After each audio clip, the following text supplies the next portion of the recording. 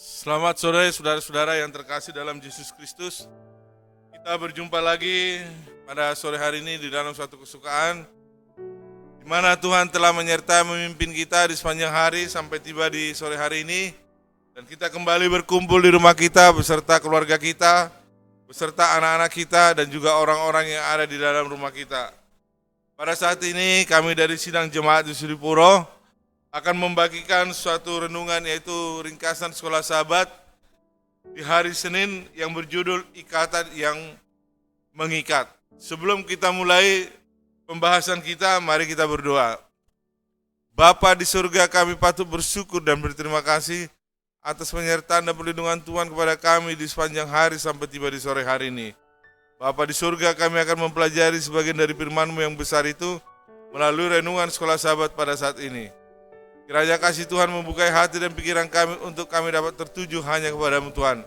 Dan nama Tuhan dapat dipermuliakan di tengah-tengah kami. Mohon ampun segala dosa pelanggaran kami. Di dalam nama Yesus kami berdoa dan mengucap syukur. Haleluya. Amin. Judul renungan kita adalah Ikatan yang Mengikat. Yang sebagai ayat bacaannya yang terdapat di dalam Ulangan 4 ayat 13. Dan ia memberitahukan kepadamu perjanjian yang diperintahkannya kepadamu untuk dilakukan, yakni ke-10 firman, dan ia menuliskannya pada 2 loh batu. Dan ia menuliskannya pada 2 loh batu. Saudara-saudara yang terkasih dalam Yesus Kristus, perjanjian yang dibuat oleh Kristus kepada umat-umatnya, yang pertama adalah perjanjian antara Kristus dengan Adam dan Hawa.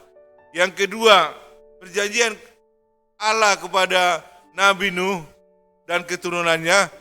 Perjanjian yang ketiga adalah perjanjian antara Allah dengan Abraham. Bagaimana? Terus yang keempat adalah perjanjian antara Tuhan dengan umat-umatnya, yaitu kita yang berada pada saat ini. Yaitu umat-umat yang percaya dan meyakini sebagai Yesus Kristus sebagai juru selamat dan penebus kita. Pada saat ini bagaimana dengan ikatan yang mengikat?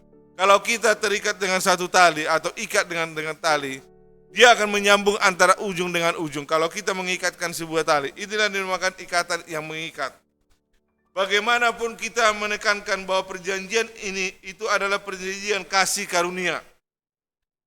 Kasih karunia bukanlah izin untuk melanggar. Kasih karunia hanyalah hasil dari kebaikan Allah yang dilimpahkan tanpa jasa kepada mereka yang masuk dalam hubungan kasih dengan Dia.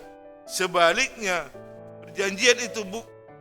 perjanjian dan hukum mestinya bersama-sama. Keduanya tidak dapat dipisahkan. Itulah artinya daripada ikatan yang mengikat. Perjanjian dan hukum tidak bisa dipisahkan atau tidak bisa berjalan sendiri-sendiri. Dia adalah mestinya bersama-sama dan keduanya tidak dapat dipisahkan atau kait mengkait, ikat mengikat, ikatan yang mengikat. Ketika Anda berpikir mengenai apakah perjanjian itu, maka konsep hukum sebagai satu bagian yang tak terpisahkan itu menjadi masuk akal. Jika kita mengerti perjanjian itu adalah hubungan, maka sejumlah peraturan dan batasan harus terlihat. Berapa lama pernikahan atau persahabatan atau kemitraan bisnis akan tertahan jika tidak ada batasan atau aturan secara spesifik mengungkapkan atau dipahami secara diam-diam. Kalau saudara-saudara yang terkasih dalam Tuhan, mungkin kita pernah mendengar atau perjanjian bisnis antar satu negara dengan negara lain, atau juga perjanjian bisnis antara perusahaan A dengan perusahaan B. Ini perjanjian ini adalah mengikat antara satu dengan yang lain. Begitu juga dengan apa? Perjanjian antara suami dan istri yang diikat melalui apa? Pernikahan. Biasanya ini ada perjanjian ini saling mengikat antara satu dengan yang lain yang tidak bisa dipisahkan dan saling mengikat antara perjanjian dan hukum yang mengikat di dalamnya. Jadi saudara-saudara yang terkasih, apakah yang dimaksud dengan ikatan yang mengikat? Ini adalah suatu hal yang sangat tidak bisa dipisahkan. Bagaimana dari pelajaran sekolah sahabat kita ini, dari awal nanti juga sampai akhirnya. Bagaimana perjanjian yang telah dibuat antara Allah dengan umatnya atau dengan manusia. Yang pertama adalah perjanjian Allah dengan Adam dan Hawa. Yang kedua perjanjian Allah dengan Nuh.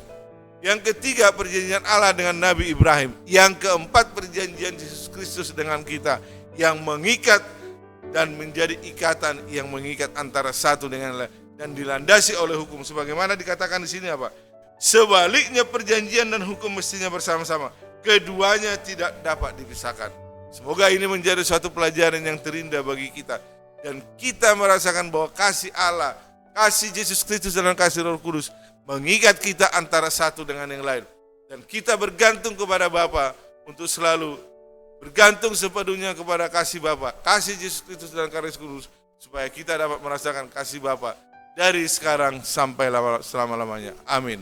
Mari kita berdoa. Terima kasih Tuhan atas kasih dan penyertaan Tuhan kepada kami.